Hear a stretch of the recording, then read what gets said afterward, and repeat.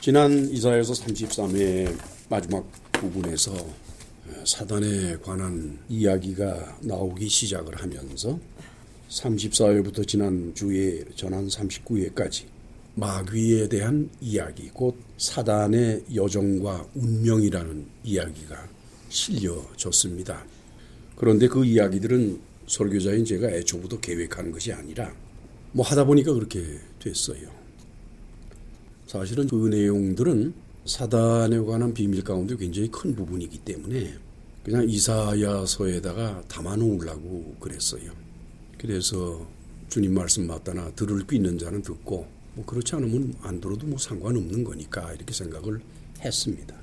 그런데 지난주 밤에 어느 날 잠을 자면서 꿈을 꿨는데 핵전쟁이 일어났더라고요.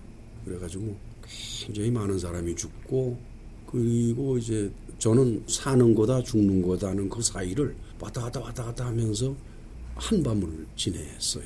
그리고는 깨가지고는 핵전쟁이라는 꿈은 내가 70평생에 처음 꾸는 꿈인데 이게 뭘 의미하는 꿈일까? 그거에 대한 의미를 제가 깊이 생각한다는 건 넌센스고, 글쎄 그런 느낌을 계기로 해가지고 이 사단의 여정과 운명 이야기를 이사야서에 감추어둘 게 아니라 이사야서가 끝이 나면은 그 다음 주에 그것을 분리시켜서 그리고 편집을 해서 올려야 되겠다는 생각을 했습니다. 그래서 그 설교는 일체가 이야기 설교화 될 수 있는 것이기 때문에 이야기 설교로 편집을 해서 올릴 생각입니다.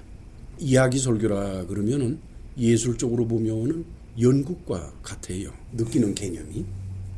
연극에는 프롤로그라는 게 있고 에필로그라는 게 있어요.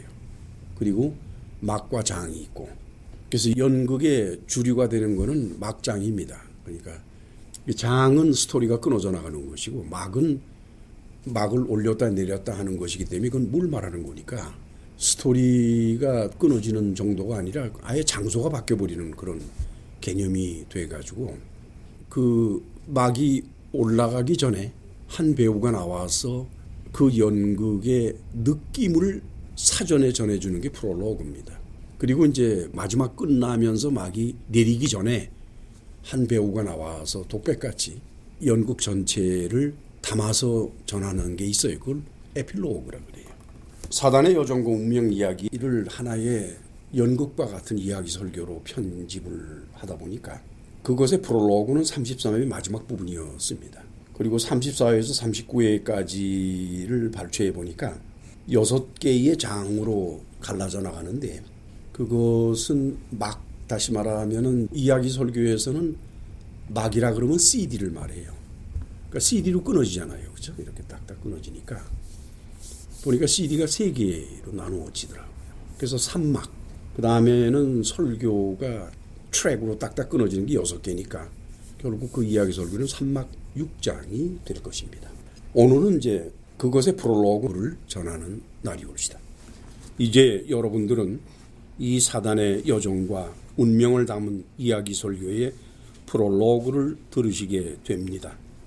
그것은 사단의 운명 이야기를 전하게 된 동기에 관한 것입니다. 저는 이 말씀을 준비하고 연구하면서 그런 생각을 했어요. 한국의 기독교인들이 기복신앙에서 완전히 돌아섰을까? 만약에 기복신앙을 가지고 있다, 복 주시는 하나님, 저주하시는 하나님, 이 기복신앙을 가지고 있다 그러면은 그들이 입으로 부르는 하나님은 우리 하나님 여호와가 아닙니다. 천지신명이 하나님의 옷을 입고 교회에 앉아 있는 거예요. 그러면은 그 하나님은 기복신앙에 빠진 기독교인들을 아주 만족을 시키는 가장 적합한 하나님이 되는 겁니다. 한국 기독교 교회가 바로 쓰고 인원이 중요하지 않아요. 기복신앙에 가득 찬 교회에는 교인들이 엄청스레 많습니다. 여러분, 미국 교회에도 대형 교회는 전부 기복신앙이에요. 미국 목사들이 기복신앙을 전해요. 천지신명을 전하는 거예요. 여호와 하나님을 전하는 게 아니라. 그러면은 사람들은 구름대같이 모여요. 그래서 교회에 사람들만 모이면은 그게 다 되는 것인 줄 알고 저희 아단들인데 왜 모이냐, 그 사람들이 거기에 왜? 진리의 말씀을 전하면 모일 것 같아요, 여러분? 안 모입니다. 저는 그래요. 기독교 교회가 10분의 1로 줄어도 좋으니까 교회는 기복신앙을 전하지 말고 여호와 하나님을, 공의의 하나님을 전하라. 그러면은 한국 교회가 살아나지만은 지금같이 기복신앙을 정해서 초대형 교회를 만들고 그 교회마다 천지신명이 또아리를 틀고 앉아있는 이 형국 안에서는 한국 교회의 미래는 절대로 없는 것입니다. 덧붙여 거듭 말씀을 드리지만 그 천지신명은 사단이 거기에 앉아있는 겁니다.